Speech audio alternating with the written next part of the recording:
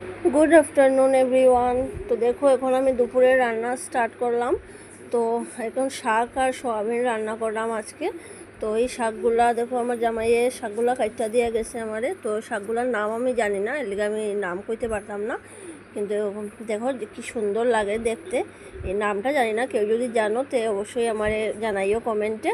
আর এই যে এখন আমি শাকটা রান্না শেষ করলাম, তারপর আমি সোয়াবিন তরকারি রান্না করবো। তো আজকে সকাল থেকে আমরা এদিকে কারেন্ট নাই, ভোর থেকে কারেন্ট নাই, আমার মোবাইলের চার্জও বেশি নাই। তো এর দিকে সকাল থেকে ভালো করে পোস্টও করতে পারলাম না আজকে।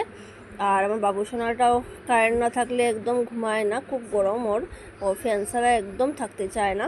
তো কারেন্ট আইতে আইতে 12টা বাজে গেছে। তারপর কারেন্ট আওয়ার পরে বাবুসোনাটারে ঘুম পাতাইলাম, ঘুম পাতাইয়া রান্নাটা শেষ করলাম দুপুরের।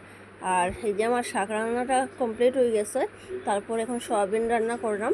তো সয়াবিন আলু দিয়া, টমেটো দিয়া আর কোয়াশ দিয়া রান্না করলাম আজকে। তো দেখো আমার রান্না প্রায় শেষ হয়ে গেছে। আর এই সয়াবিনটা বয়াইয়া তারপর সয়াবিনটা হইতে হইতে তারপর ভাবলাম একটু কিছু খাইলাই। তো একটু ম্যাগি বানাইলাম, তো ম্যাগি বানিয়ে ম্যাগি খাইলাম। আর এই রান্না করতে করতে অন্যদিন আমার বাবুসোনাটা উঠি যায় গিয়ে, আজকে আমার বাবুসোনাটা এখনও উঠছে না, কারণ আজকে সকাল থেকে একবারও ঘুমাইছে না, কারেন্ট আসছিল না তাই। তো কারেন্ট হওয়ার পরে তাই ঘুমাইছে। তো এর লিগে আজকে বহুত টাইম পাইছি, আমি আস্তে আস্তে সব কিছু করতে পারছি এর লিগে। নাইলে আমি একদম মানে তাড়াতাড়ি সব কিছু করতে লাগে, একদম টাইম পাই না, ফট করে রান্না বান্না শেষ করতে লাগে। কেন বাবুসোনাটা বেশি ঘুমাইতে চায় না, আর একা একা থাকতেও চায় না, আর খারাপও লাগে। এই এখন তো একা একা থাকার কথাও না।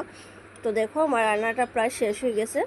আর কালকে সকালে তো বন্ধুরা মহালয়া, তো কেকে তৈরি মহালয়ার জন্য, আর আমার বাবুসোনারও এটা প্রথম মহালয়া। তো আমিও খুব এক্সাইটেড আছি বাবুসোনারে নিয়ে ঘুরমো কইয়া। সো বাই বন্ধুরা।